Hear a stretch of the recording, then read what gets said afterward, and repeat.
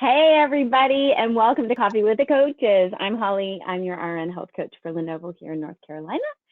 And my lovely co host, Kim Grady, is also an RN health coach, and she is based in Chicago. How are you, Kim? Good. I think it's warmer here than it is there. We're supposed to hit 65 today. No, I think it's only going to be in the 50s here, whatever that means. I'm a Celsius girl, so 50, 55, it's still cold. Like it Yeah. was frosty this morning. So I know I could see lots of people from North Carolina who joined us today. We're all like, whoa, don't even open the door, put the fireplace on, put your woolly socks on. Yeah. It's cold, even for this Canadian girl. This is it's a bit chilly. Yeah. You getting ready for Thanksgiving? Getting pumped for our small gathering, getting getting adjusted, figuring it out. Yeah. I think it's Yeah. I love Thanksgiving. I love food. That's never changed. So, And now she's feeding two people, yep. so food plays an even bigger role. So hmm that's what we're going to be talking about here today, guys, is navigating the holidays. What does that look like this year? I mean, we touched on it a little bit with our last Coffee with the Coaches, but Kim and I are going to do sort of our fun, we both wrote down 6 of our top tips for sort of self-care and navigating what this holiday season is going to be like. So we don't know what each other's list looks like either. So it'll be interesting to see if we have any repeats or what they look like. So I'm really excited to do that. We're also going to kind of talk about some practical stuff too, with COVID and flu season and recommendations and, all that good stuff. So before we do that, I want to make sure that we reiterate there are some really awesome resources, some handouts that we've attached to the webinar. So please go ahead and download those now before the end of the webinar so you don't miss out. One of them is flu resources. If you have not gotten your flu shot, please go get your flu shot, especially with the holidays coming. We do expect to see the flu start becoming positive quickly as we move closer into that cold wintry season. Other resources too, caring for the caregivers. We're going to talk about that a little bit today. We've gotten a lot of feedback from you guys on, taking care of your older parents and what that looks like and the burden that is on you too. But there's a really good resource, a handout there called Caring for the Caregiver. So I would really highly suggest that you download that. That's from Cigna. Everyone can make Thanksgiving safe. So that's the CDC handout. So that's there as well. And then taking good care of you. So wanted to throw that out there before we started. Agreed. So, to get everybody up and ready to go this morning, we're going to launch our first poll. How will you be spending Thanksgiving this year? And I'm this really excited about this one. could obviously change. I know, like in Illinois, we have new legislation or new recommendations going in tomorrow, and if they don't work, they could be changing them. So Yeah. this is all up in the air. Yeah, for sure, for sure.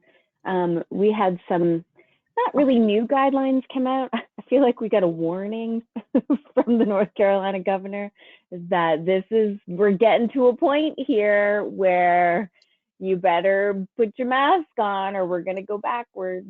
But they haven't done that yet. They're really working on a county by county level in our state right now. So, All right. Couple more seconds. We've got over half people voting. Give you guys the last couple seconds to get your votes in. Look at that. All right. I can see those votes coming in, so I can see, yeah. Interesting. Yeah. So 38% in your own personal bubble, no one allowed in. Celebrating with your small bubble at home. Yeah, Nobody's interesting. traveling. I'm a little surprised. I mean, I'm not mad about it. I'm just a little surprised. Yeah, I am too, because actually I've spoken to quite a few people who still plan to travel. Now, given the guidelines and the recommendations from the CDC, what I'm hearing from several people I know is that when they do travel, they're driving, and they're only going to be spending time with, say, parents, grandparents, and that, in their small little cohort of people. But what they're doing is they're having conversations ahead of time with those people, and they're agreeing to quarantine as best they can for the especially the next week, but the 2 weeks leading up to Thanksgiving. And then they're getting tested the week before they go. So, I mean, you can, in most places in North Carolina, you know, where we are here in Wake County, you can get tested in a lot of places, and your turnaround is typically within 24 hours.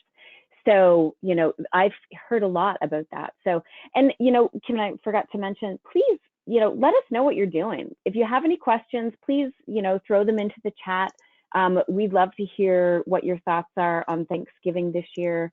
You know, we're not going to get into a debate about COVID or that it's, you know, not wearing a mask or what have you, but, you know, talking about the CDC guidelines, I think, you know, just so that we can reiterate them and what that looks like for everybody. Yeah.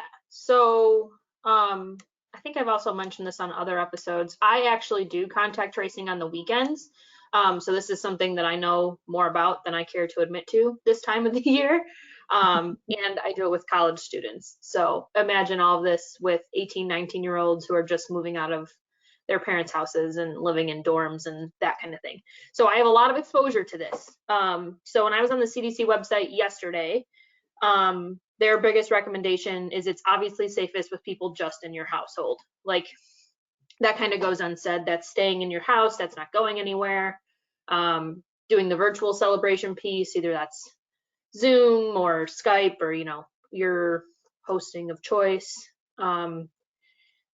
Just kind of lowering your exposure to everything else. Like, even though if you are quarantining at home, remembering that people are going out for groceries, like people are still going out. Like you can't exactly lock down at home. It's kind of unreasonable for people to be inside forever. So just remembering that even in your small circle, there probably is some exposure to outside sources. That being said, if you do choose to meet with people who are outside your house, physically distancing the best you can, and keeping that 6 feet. So my husband and I actually had this conversation because our family plans were up in the air until a couple days ago and the new guidance came out, and we had decided that if we were going to see other family members, we would physically distance from them, and then we would eat separately from them. So eating is a vulnerable time to shed the virus because your mask is off. So remembering if you're around people and you're eating, to only be around your household and then have 6 feet. Like if you were to go out to restaurants when restaurants were open, I don't know if they're open there. They were here. Yeah. So just remembering keeping that 6 feet while you're eating as well. And washing your hands. Like every time you touch everything. Like I remember in nursing school, Holly and I have talked about this before. Like every time you touch something, you should wash your hands. So imagine that, like every time you touch a serving utensil, every time you touch a plate, every time you touch a doorknob, every time you go anywhere, you should be washing your hands. That being said, the CDC talked a lot about single-use utensils and stuff that you don't have to worry about passing from person to person. That way you're not sharing or spreading germs. That brings up a little moral ethical dilemma for me because I feel like that's a lot of waste. But the other suggestion they had that I thought was really interesting was to bring your own food. So like if you're traveling somewhere to be with people, that your family like brings your own food. I mean, obviously that's kind of unreasonable to bring like a 4-course Thanksgiving feast with you somewhere, but maybe you like bring hot chocolate and you hang out. Maybe you just get like the Panera turkey cranberry sauce apple situation, because then you feel like you're eating you got it all. A turkey like a full turkey meal, right? All in one little sandwich. Exactly. Like you just get takeout and you go and you hang out. And like another thing they talked about a lot too was when you can be outside. And I was like, yeah, that's great, but half the country is like under 40 degrees, and I really doubt people are going to want to be outside for Thanksgiving. So you need to get those like big a circle of outdoor patio heaters, right? Can you see it? Like a big table surrounded by patio heaters, so everybody can be socially distanced. If you can get your hands on one, let me know, because I've been trying to find one for months, and they're back ordered and back stocked because restaurants need them to order outside. Oh, right. So I just wanted to jump in on something that you said there about, you know, washing your hands so much. Well, our nurse practitioner sent us a recent article that was published in the past couple of weeks, I think, about how long the 19 stays on your hands if you Oh. don't wash them, of course. Guess how long, everybody? Are you ready? 9 hours. But guess what kills it? Hand sanitizer. Right? You get lots of hand sanitizer, right? So, and it doesn't seem realistic to wash your hands every time you touch something either. So be super mindful about when you are touching things and cleaning. It does sound OCD, but I mean, that is really key. And not this, don't this, scratching your nose, rubbing your eyes, putting, your teeth in your mouth, all of that. That is, it's one thing to get the virus on your hands. It's a whole other thing to, do this as well. So anyway, I just wanted to add that in there just as a whoa, 9 hours, that's a long time. Yeah, that's a very long time. And then I think the other thing to touch on too with that is that, even if you were around somebody who is positive for COVID, it takes 2 to 14 days to develop symptom, with the average being 5. So if you went and got tested in like a day, you would probably show negative. Like most people find, I guess, the greatest chance of a positive test or like knowing they have it, testing between like day 5 and day 7 of when they've been exposed to somebody who's a close contact. So keep that in mind going forwards. It's something also I think to keep in mind, we've talked about before with this. If you were to get a call from a contact tracer to tell you, that you were positive, who were your close contacts for the last 48 hours, just think about like how many people that you've been around. Like think about how many people that you exposed on accident, maybe. If it's a holiday, how many people were around? Like that's a big impact for all of those people that now have to quarantine for 2 weeks. It's obviously a big impact for you if you don't have sick time or need to be, off of work, depending on if you have symptoms or not. So just keep that in the back of your mind too, as that goes forwards. Couple other minor things on the CDC website. They just talked about virtual meetings and if that's sharing a meal, or they have platforms now where you can play games or trivia or watch a movie at the same time. So, I mean, I'm with everybody else on this. I'm pretty zoomed out when it comes to things. Like I have about 10 minutes with people and I'm like, okay, like I'm cool. See you later. So what I find though? I'm like, we're missing the art of conversation, because I think it's been so great to be able to see people and whatever. But I'm also zoomed out. Like but I do want to talk to people. I miss talking to my friends. I don't necessarily want to see them on Zoom. I don't have to, but I just miss those conversations. So I was thinking about this just the other day. I'm like, why don't I just pick up the phone? I don't have to FaceTime. I don't have to, Zoom or whatever. I just want to pick up the phone and have a conversation. I did that the other day with, some of you might remember, Kelly Flom, who is a very good friend of mine.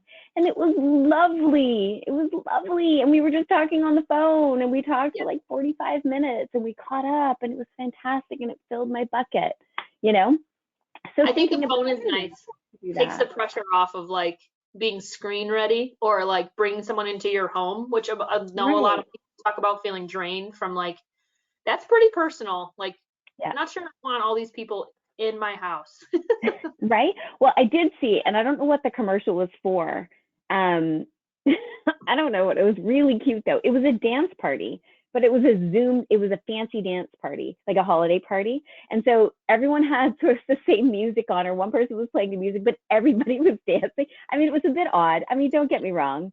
It was a bit odd to see, but it was cute. It was really cute. And I think, that kind of thing for me would last maybe 15, 20 minutes. Do you know what I mean? But a cute idea if you still want to be together with your family.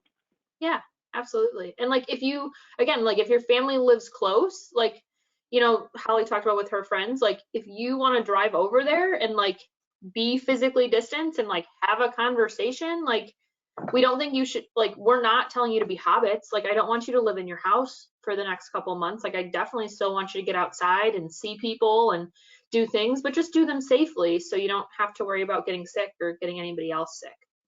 Yeah. All right. Yeah. So should we move into self-care? Thanksgiving is literally next week, which is all kinds of like, I feel like it was literally September 15th and now we're November 19th, which is so crazy. So, the holidays every year are always very stressful for a lot of people. Some people are just like, I'm already listening to Christmas music and, go for it, get the tree, do all the Christmassy things, the gingerbreads, the peppermint bark, the everything, bring it on. And they thrive on that. But there's lots of people who feel a lot of pressure around the holidays, whether it's financial or now this year with celebrating, because not everybody feels the same way about COVID and how they're participating or masking or not masking or social distancing or not. That adds this whole other level of stress this year. And again, going back to the caregiver, being a caregiver of whomever, whether it's, an elderly family member or children, or, the pressures are a little bit higher this year. And so, we are going to throw out another poll about, how are you taking care of you this holiday season? What does that look like? I know for me, I have tolerated this whole thing. Here, there's the poll. All right. What is your best self-care advice for the holidays? So, buy more, give more, just don't participate, take breaks from the chaos, or embrace the crazy. Buckle up and get along for the ride. Buckle up. I like that. Kim, which one is yours? How would you answer that? I would say take breaks. I think my husband and I have only been married 4 years, and I think when we first got married, it was this like big pressure to see everybody all the time for every holiday, Christmas Eve, Christmas Day. We're seeing, 2 families both days. Granted, we live, they're 45 minutes apart, but it's just a lot of driving. And now we're kind of like, how can we spend more quality time, not as much quantity time? So we've started to prioritize us and what we want in our little family before. Yeah, that's fantastic. I feel like our relationship was like that at the beginning. Yeah. Now that we've been married for almost 20 years, we're like, I'm not doing anything I don't want to do. Yeah. You really just learn to prioritize what's important for you individually, and that evolves over the years, right? Yeah, for sure. Look at that. Look, most people agree with you, Kim. Taking breaks from the chaos, 79% of you. Yeah. Sometimes I feel like the chaos is a little bit inevitable, right? There's always going to be a little bit of chaos because the pressure to, give your family maybe the Christmas that they're always expecting is still there while you're now working from home for most of us. And we're not going to stores mostly. So, it's the online and do I and should I and all of those things. Yeah, I would tend to agree with that. I'm kind of both of those. I love to participate. However, I know how to say no. And that's where Kim and I are going to do a whole coffee with the coaches on how to say no coming in December. So be on the lookout for that one. Embracing the crazy. I think you have to do that a little bit. And then taking breaks from the chaos. I think that's huge. So what does that mean? So Kim and I are going to go into each of our top 6 tips for self-care over the holidays. So Kim, do you want to start? Yeah. So my first one is actually a quote. It is, self-discipline is self-love. Will Smith said that on a podcast I was listening to, and every time I don't want to do something, or every time I'm like tempted to be like, it's just one cookie, or it's just skipping one gym session, I remember that I'm letting myself down. I'm not letting anybody else down. Like, those decisions only affect me, and I know what my long-term goals are. So if I can continue to stay focused and stay disciplined, I think that's huge. A lot of people think it's motivation that keeps you going to the gym, and I really think it's discipline. I think it's creating the habit and keeping the discipline to keep yourself accountable for those long-term goals. Yeah, I love that. I love that quote too. And right, you're thinking about not the right now, but the down the road. Do I want to start all over again in January? Right? So I'm going to be your devil's advocate with one of my tips. I'm ready. And one of my tips is eat the damn pie. Can I say that? Yeah. Eat the Yeah. pie. Yeah. Eat the pie. Now, of course, that comes with the caveat, right? You don't eat the whole pie Right. and you don't go crazy. I think discipline is important, but at the same time, gratification is important too. And food and family are meant to be enjoyed. I think you just have to be mindful around your eating habits during Thanksgiving Day or wherever you're exposed to something that you think might over tempt you. So whether it's alcohol or desserts or extra gravy or whatever that looks like, enjoy it. Don't feel bad about it. The key to being successful at whether it's maintenance and enjoying it and not feeling self-denied is getting back on the horse the next day, right? Or the next week if you're on vacation or something like that. Knowing that there is an end to this, because what we see a lot is people go on vacation and they're like, woo, vacation, and it was so good and so gratifying, but oh my God, I just gained 7 pounds, right? So then they come back and they feel worse than they did going in because they overdid it. So it's about portion control, gratification, and just eating the pie. Yeah.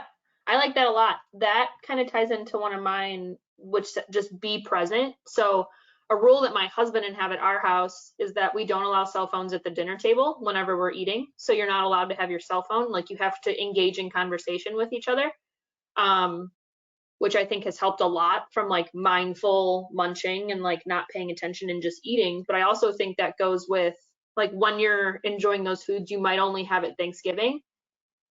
If you want the pie, then enjoy the pie. Like don't have it and like scarf it down and not taste it. Like really sit, really be mindful, really savor it, really enjoy it.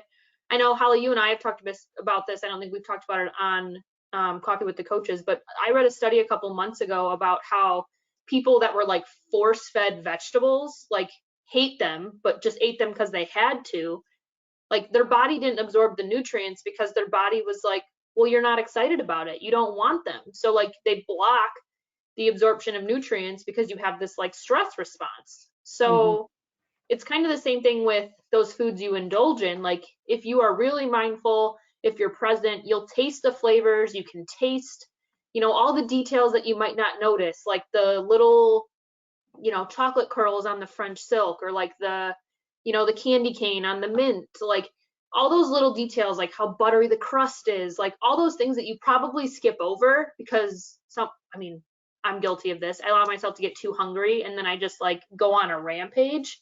So like just staying focused and mindful on what you're eating and like all the sensations that come along with it.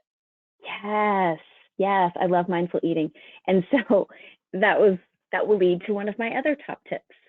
Don't skip your meals on Thanksgiving Day or Christmas Day or wherever that holiday falls. Don't skip breakfast, don't skip lunch because that's where things go downhill and quickly because you'll be starving, right? You don't want to go into your Thanksgiving meal starving.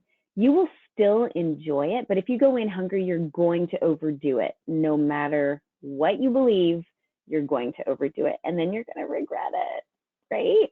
So don't skip meals. So, making sure maybe that, your breakfast and your lunch are solid and they're nutritious. That's the other piece of it too. Making sure that you're getting your veggies and knowing that what's to come might not be as healthy or nutritious as what you're having earlier in the day.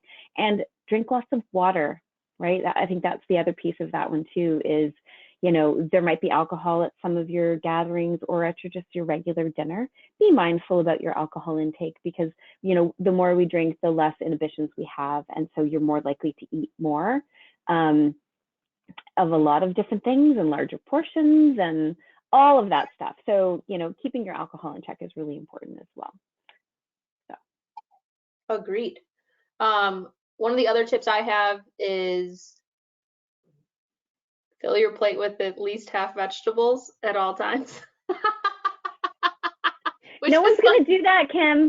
I know, but think about it. Like green bean casserole counts as a vegetable. Sweet potato casserole. I don't. Potatoes We are on are talking to a lot of North the Carolinians here, and there's going to be some potatoes. marshmallows on their plate. Does that Potato. count? potatoes. Potatoes are on the line. Potatoes are a pretty gray area for being a vegetable or not. Sweet potatoes? Come on, sweet potatoes. Half of my plate could be sweet potato casserole. Maybe I should have said green vegetables. Right. And green bean casserole. Have you had like a traditional Southern green bean casserole? Girl. Like a pile of French fried We onions like this tall on top. Yes, we could easily, right, everybody? We could easily fill our plate with half vegetables. Yeah. Oh, You yeah. could bring the vegetable, right? You could bring a clean vegetable to Yeah. your Thanksgiving So that's something I gathering. think I realized before when I started asking, like, what can I bring to Thanksgiving? I stopped asking and I said, hey, can I bring a vegetable to Thanksgiving? And most people like won't say no if they're hosting, like they're not going to say no, you can't bring that. But when you're bringing something, like bring something that you can eat. Like it's silly to bring something that you're not going to eat. Make sure it's Yeah. something that you can eat. So like say you're bringing an appetizer that's hummus and vegetables, or shrimp cocktail isn't bad. Like others, if you're not bringing things that like you want everybody else to eat, you're bringing things that you can enjoy.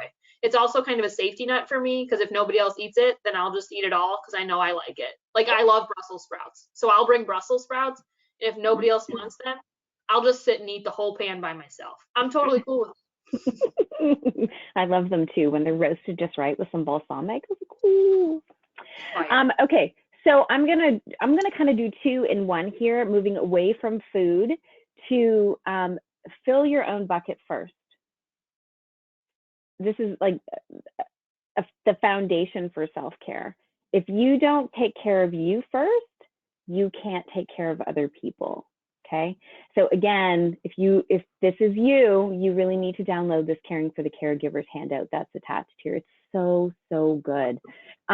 You have to prioritize yourself because if you're not taking care of yourself, you can't take care of others appropriately.